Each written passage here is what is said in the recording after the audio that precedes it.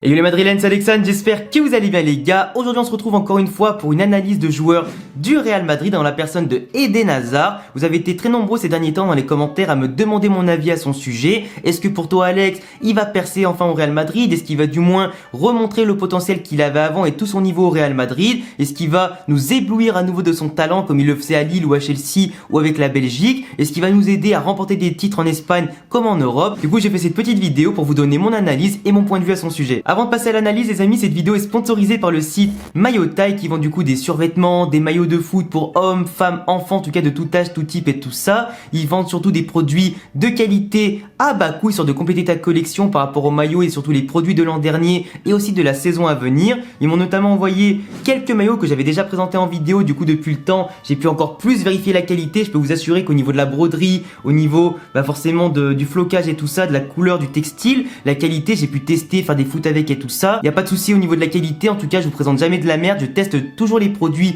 avant de les présenter. Du coup c'est quand même hyper intéressant pour avoir des produits pas chers et surtout de qualité. Et encore une fois tu as aussi une promotion dans la description, tu auras mon lien et mon code promo. Et aujourd'hui il y a notamment avec mon code 2 maillots achetés, 1 maillot offert, histoire de compléter ta collection et te faire plaisir à moindre coût. Du coup n'hésite pas, tu as tout dans la description. Pour parler maintenant plus précisément du cas de Eden Hazard, est-ce que pour moi il va percer au Real Madrid pour la 3e saison? Est-ce qu'il va en tout cas faire mieux? Déjà pour commencer dès le début de la vidéo, on peut juste dire une seule chose, il ne pourra pas faire pire.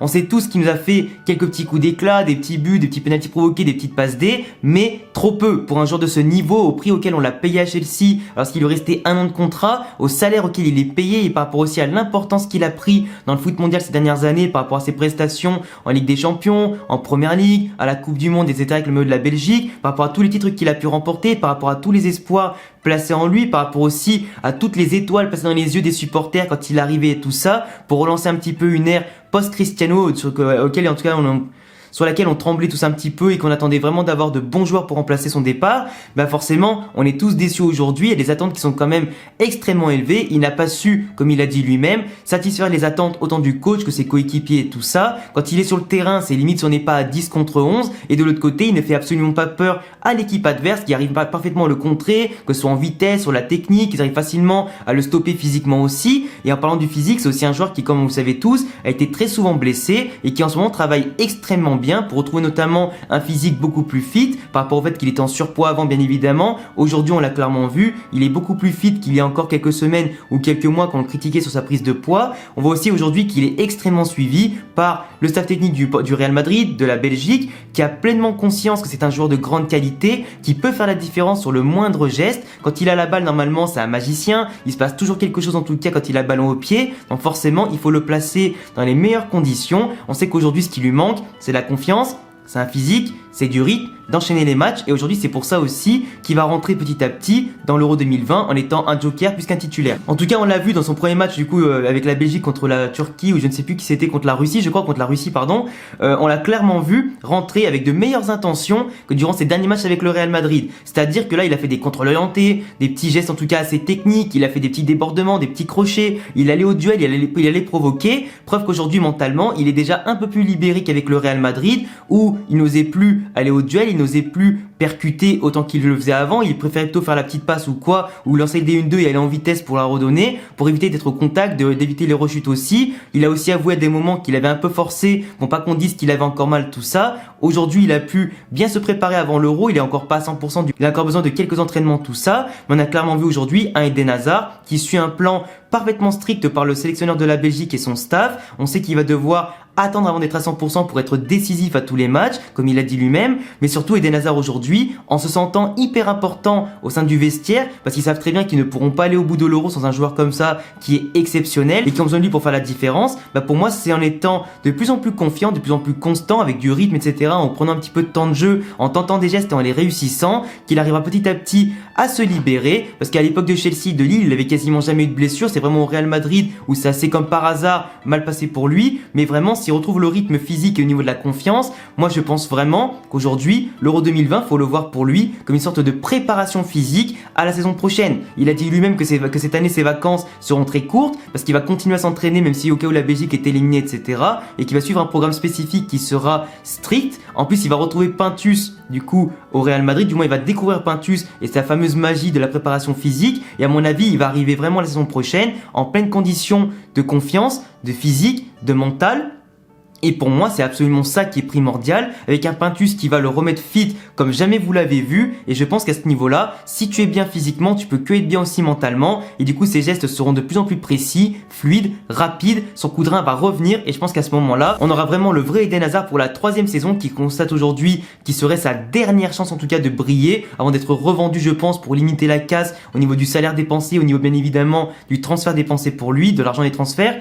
Donc forcément aujourd'hui, comme il l'a dit, il ne veut pas partir du Real Madrid sur un échec. Il veut faire plus que ces deux premières années où il n'a absolument rien fait. Il sait que cette année peut-être sera la bonne. Et moi, je pense très clairement que Pintus, au niveau physique, avec le staff de la Belgique, vont l'aider à faire une grosse préparation pour revenir vraiment extrêmement bon l'année prochaine. Parce qu'il est vrai que c'est que la saison dernière, avec les blessures et le Covid qu'on a eu, on aurait bien aimé avoir un Eden Hazard au top niveau pour nous aider à marquer plus de buts offensivement là où on pêchait un petit peu, et surtout pour dynamiser un peu un secteur offensif un peu en berne. Donc imaginez qu'un Eden Hazard soit à son prime la saison prochaine, que Benzema bien sûr toujours là à son prime comme d'habitude, que imaginons Mbappé ou Haaland arrivent.